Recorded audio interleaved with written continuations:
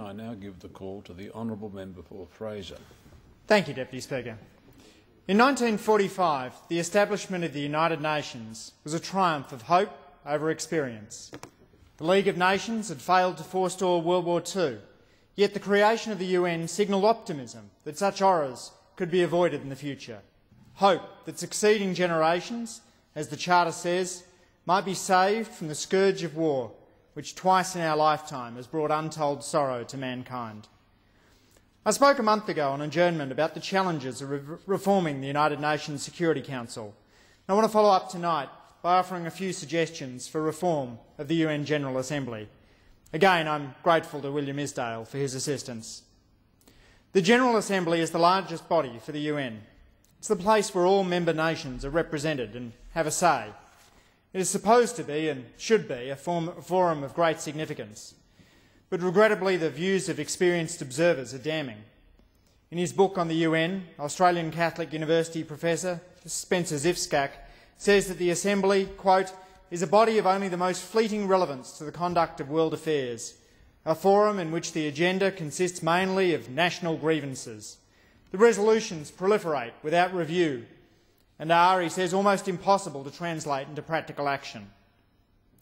For anyone who cares about issues that come before the General Assembly, which range from disease pandemics to nuclear proliferation, transnational crime to climate change, this is worrying stuff. The UN's high-level panel has concluded that the central difficulty for the Assembly is its lack of focus and procedure. For instance, its huge and inflexible agenda leads to repetitious discussion. Desire to achieve unanimity generates resolutions that are vague, vapid, or represent the lowest common denominator. No fewer than 18 resolutions have been adopted by the UN General Assembly on the subject of its own revitalisation. Since this is the world's principal deliberative forum, it's time that some of these resolutions were acted upon. For instance, smaller, more expert committees could help sharpen debate prior to them coming before the Assembly. The general unwillingness to delegate to committees should be met with clearer guidelines as to when doing so is appropriate. It's important that the General Assembly be a forum for the discussion of global issues that matter, not the minutiae of budgets and administration. We need to strengthen the office of the President of the General Assembly, a position held by Doc Evatt in 1948-49, when he was the UN's fourth President. The President should be able to prioritise the most important issues on the agenda and call debates on major issues. When it comes to speeches, the floor should be open to competing positions, not just anyone who wants to speak, and time limits must be better enforced.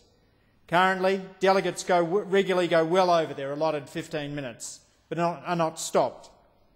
In 2009, Muammar Gaddafi spoke for an hour and a half, causing his translator to break off mid-speech with the cry, "I just can't take it anymore." This is still short of Fidel Castro's 1960 effort of 4.5 hours in the General Assembly, and well below the UN Security Council's record for a speech, just under 8 hours. To make it more authoritative, the General Assembly should be better equipped to publicise its decisions and to monitor action taken on its resolutions. At present, there's a tendency for resolutions to proliferate almost endlessly, without regard to what has been said before, and with little follow-through. The General Assembly, as the most representative organ, should also have a greater say in selecting the Secretary-General of the UN as a whole. The General Assembly has the formal power to appoint the Secretary-General on recommendation of the Security Council. But in practice, the Secretary-General has assumed the Security Council has assumed the decisive role by sending only one candidate for the Assembly to approve. The Security Council should be encouraged to send the General Assembly more than one candidate to choose from, which would go some way towards democratising the UN by ensuring that the Secretary-General is someone that all nations have had a say in appointing. We expect a lot from the United Nations.